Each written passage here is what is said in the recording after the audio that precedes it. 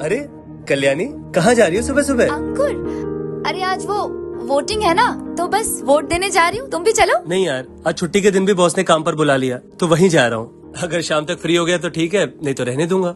लेकिन तुम कहाँ जा रही हो परेशान होने? वहाँ काफी भीड़ होगी और तुम ऐसी हालत में। ऐसी हालत में मतलब? तुम्हें पता है अंकुर, मेरा आंखों से ना देख पाना, अंधा होना मेरी दिव्यांगता नहीं है। लेकिन अगर इस देश में रह के इस देश के हित के लिए मैं वोट ना दे पाऊँ ना, तो असल में मेरी दिव्यांगता वो होगी। और जो भी नागरिक इस देश में रह के देश के लिए वोट नहीं देते हैं ना, दिव्यांग वो है, मैं नहीं। खैर, तुम ऑफिस जाओ, मैं जाती हूँ।